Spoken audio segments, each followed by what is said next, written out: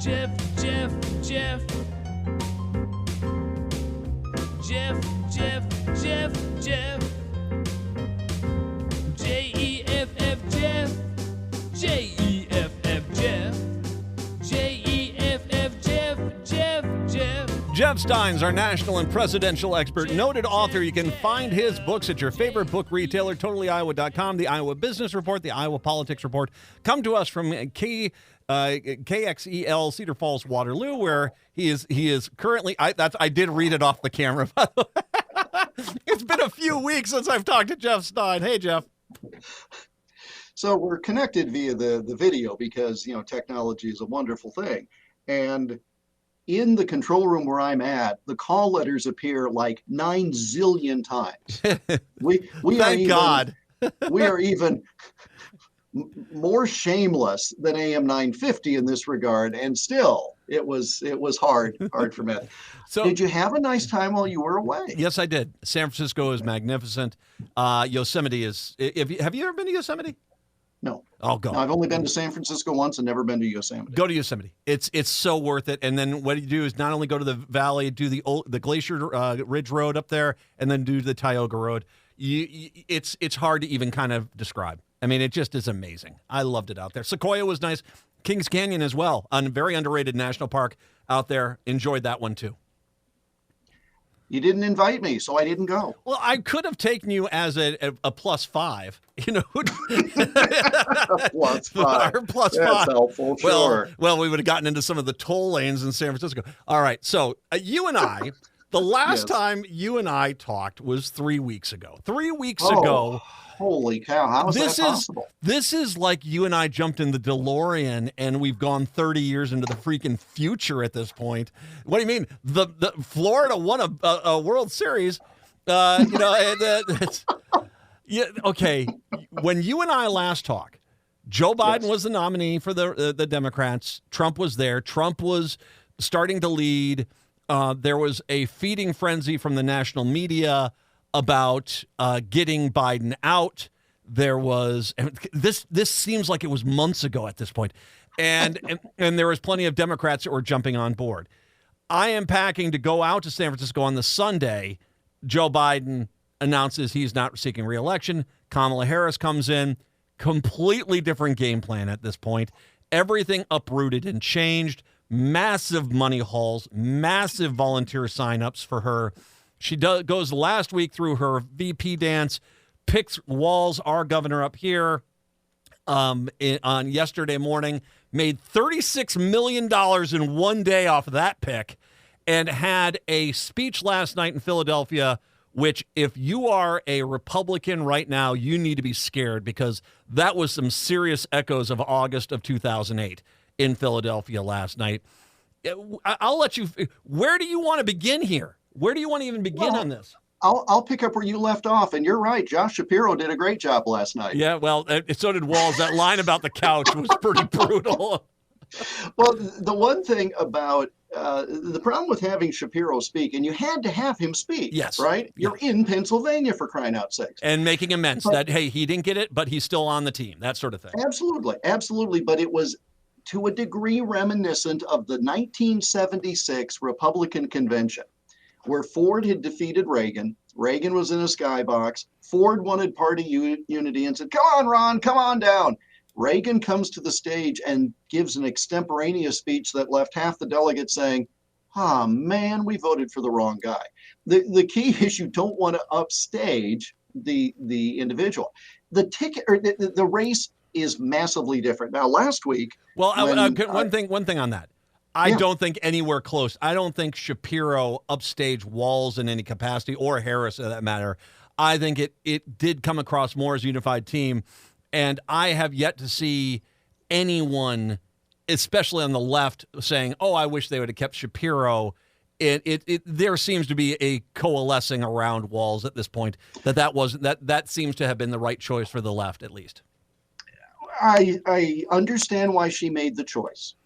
I think that Shapiro is a really good speaker, and I think he did better than the other two, but it's not a competition. Okay, I mean it's I said this last week, and by the way, where are the guys from last week? That was fun. Oh, yeah, JP. Oh, he's fantastic, isn't he? JP Terpagosian was so nice to have him on in here. And, It was, but I said last week, you guys are coming back, right? Oh, yeah, okay. Well, I'm surprised. Every day I come in here, wait a minute, my code still works? Wow. Yeah. It's a miracle, isn't it? No, I said this last week, and I still believe it. The next time you see Joe Biden walk away from a camera, look to see if the handprint is still there in the small of his back from where he got shoved off the stage. Yeah, not by anyone particular, but the media and half the damn Democratic Party. It was basically, here's your hat, what's your hurry? Oh, there's no question. And you and I talked about this before, that it was a mistake to push him out. I mean, remember, Dukakis was ahead at this point by 20 points, and we don't call him President Dukakis. I mean, races change. And so I still think, regardless of what happens in November, Democrats may regret how this was handled. But, winning would help that. But right? Okay, winning. Let's talk about a few things though, because I'm okay. You are right. Campaigns change. Immediate now, and once again, take polling with a grain of freaking salt. But almost immediately, before she announced her VP pick, Harris all of a sudden jumped ahead dramatically in Minnesota, Michigan. All of a sudden, all the toss-up states where Biden was losing were back to either 1 point Democrat lead, tied, or 1 point behind. The worst of them is North Carolina, which is at 3. Florida is actually starting, I think, is now at 3-2 towards the Republicans in both of those states. You have massive, and here's where really the meat and potatoes comes from, the massive money advantage.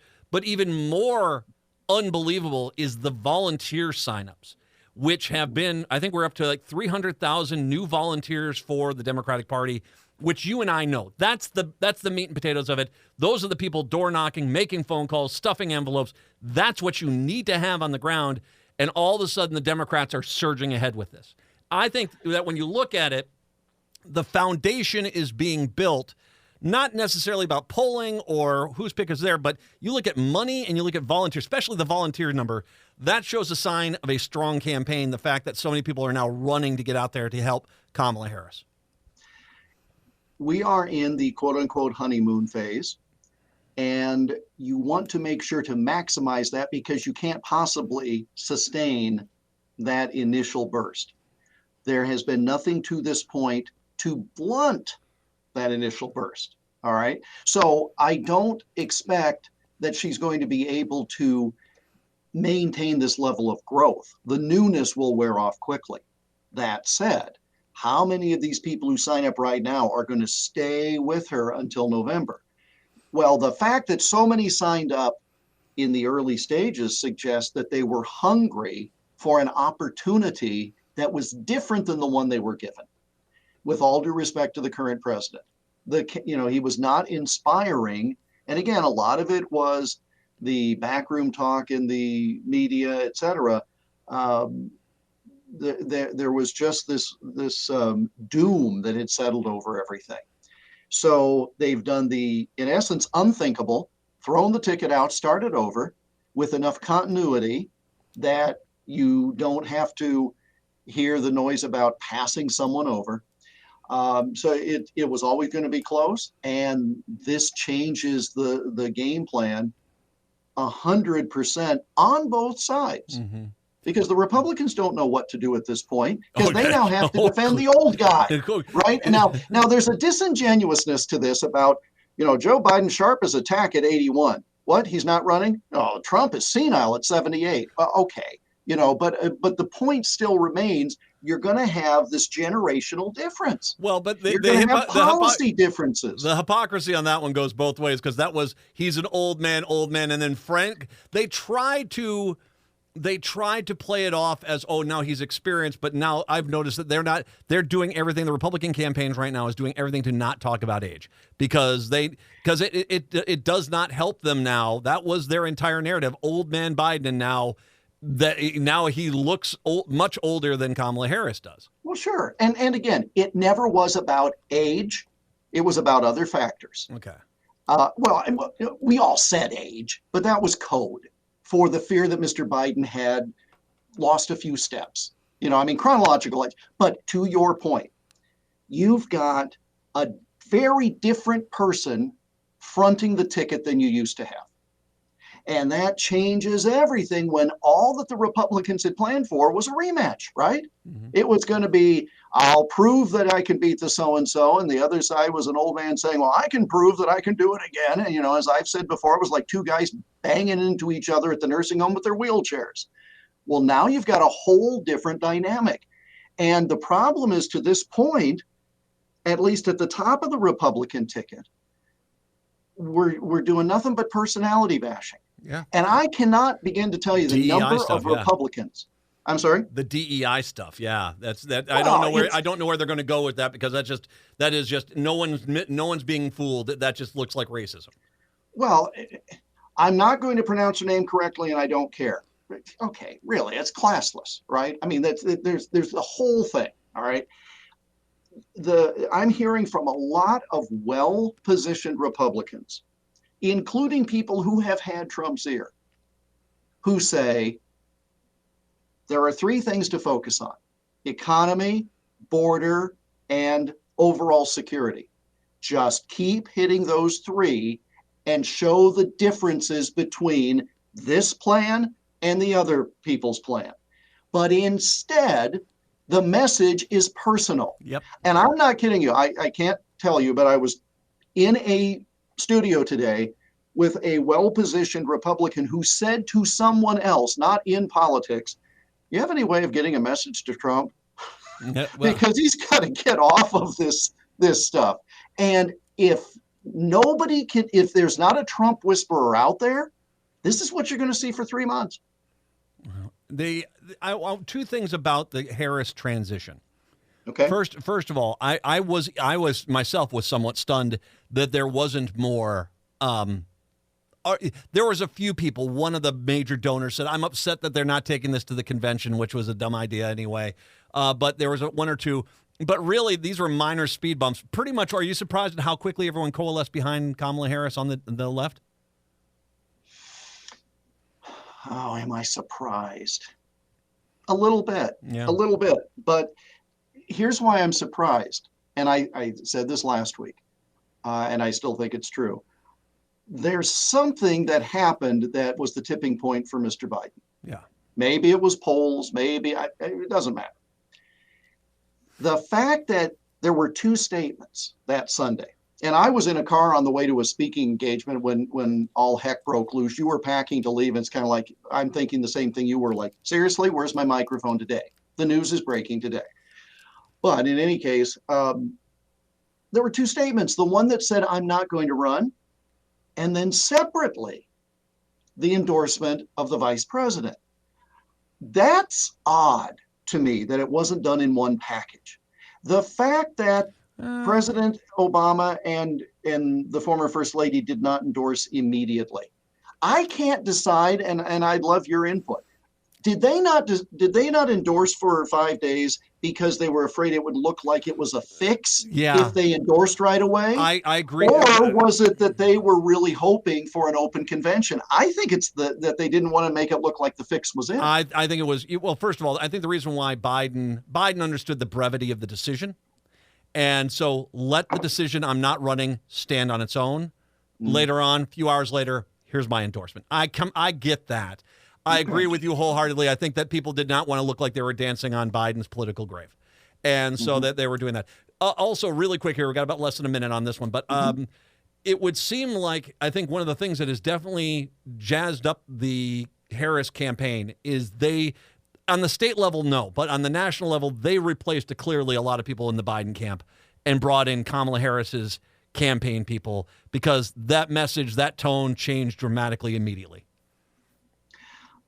I know someone whose daughter was a videographer for Harris 2020. Okay. And within 3 days of this change, that person was called to come work in Delaware. Headquarters is still in Delaware. Okay. So that makes the point that not only are we talking about top level people, we're talking down to videographers who travel with the candidate. That change was made immediately. New sheriff in town. Jeff Stein joining us for his weekly visit. We'll come on back. We got to talk about JD Vance because it's not going well there. It is the Matt McNeil Show. They might start making sense. Maybe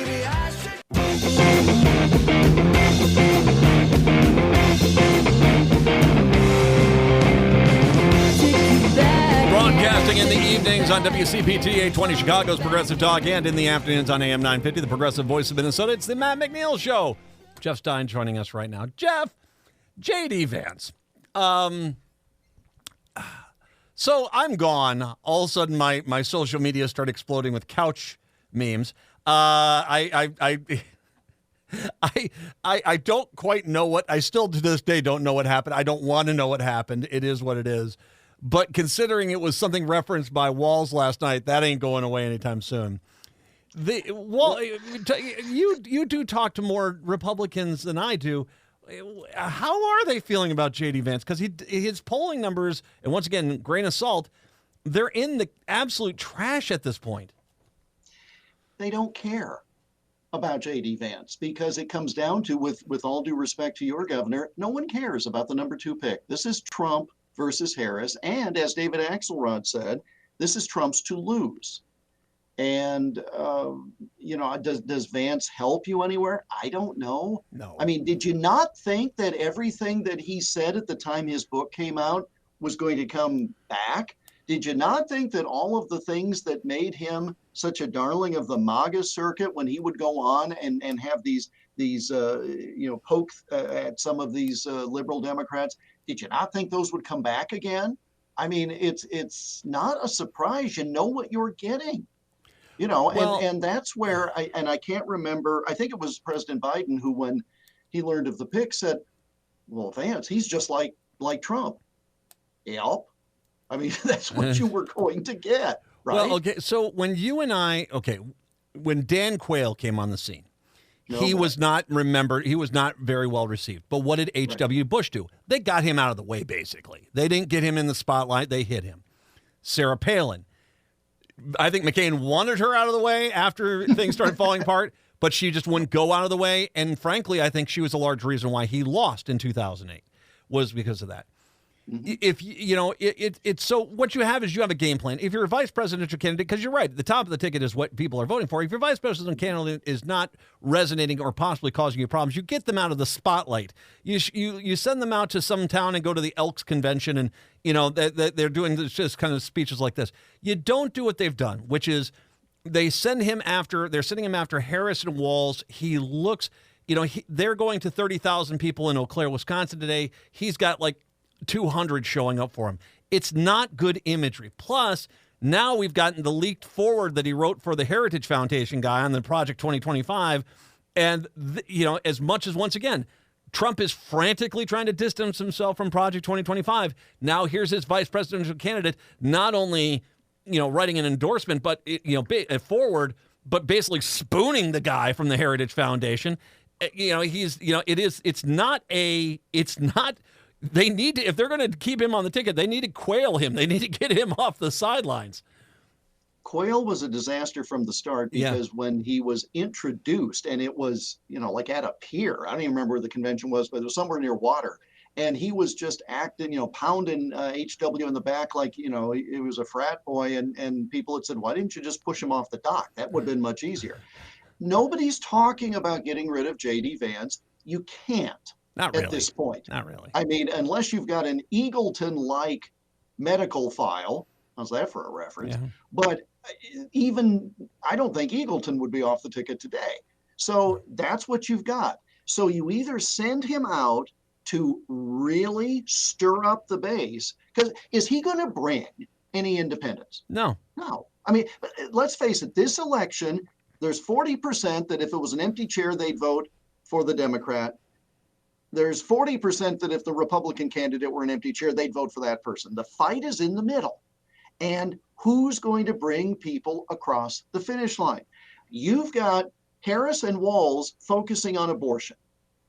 Well, actually, that's not fair. That's not a bad thing. That's not a bad thing. But they're focusing on a lot of things. And when I look at Walz right now, because he's so new, they're pulling all these pictures of him in camo gear out hunting, at the Minnesota State Fair, stuff like this. They are making a very relatable guy. And I mean, if I was to look at these two guys separately, and I'm just looking at the image of them, how they're being portrayed, Walz looks much more approachable and relatable than Vance does at this point, hands down. But again, my comment about abortion was not a criticism, because the Republicans, by comparison, really don't want to talk about that issue because, as you've discussed about the electoral failures ever since Roe was decided. Mm-hmm. And so if the Republicans are going to talk about personalities, fine, bring in the pictures of JD Vance at Palestine, Ohio, when he wore penny loafers to go look at the toxic waste. He got made fun of that. He's gotten made fun of for dad jeans. I offer no opinion. I don't have kids. I don't know at what point you're issued your dad jeans. But the point is, it's a very different thing.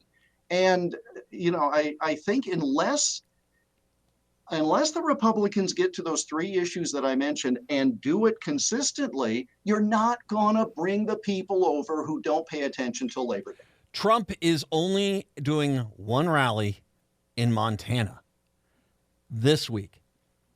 Politics 101. You get out there, you got to get into these you and I are used to campaigns where they're, okay, who's in Nevada this week today? Who's in Arizona? Who's in Georgia? Where are they at? They skip the states that are being there, and they're constantly on the road in these states. Montana, that's the only rally he's got. I mean, what's going on there? I mean, because that doesn't make any damn sense why he's just out in Montana. That's the only rally this week. Big Trump supporter said to me this morning, "Where's Trump? He should be out every day." Yeah. And I said, "I don't know." Okay, so the point is, the question is being asked. And I think I saw something about something in Pennsylvania coming up. Okay, that's nice and all. But again, don't forget the man has a sentencing in 6 weeks. Shouldn't you be spending the time now just hitting all of the key battleground states? You want to compete in Michigan and Wisconsin and Minnesota and Pennsylvania and Arizona? Great, do that. Montana? That's the one that makes no sense. I mean, now, the only thing I could tell you, the only thing, and I don't buy this, is it something to do with the dispute about security and Secret Service? Secret Service wants these indoor rallies. Trump's saying he wants to do outdoor ones. Are there? No, you'd fix that. You would. So I cannot explain it unless he heard that San Francisco and Yosemite are great this time of year, and he's out. Yeah, that would even make less sense. Jeff Stein, once again, the Iowa Politics Report will be posted a little bit later on. Find his books at your favorite book retailer. We will have this show posted online, and of course, we re-air it here on the weekends. Jeff, thank you very much. Chicago, have a great day. Minneapolis, St. Paul, Hour 2 up next.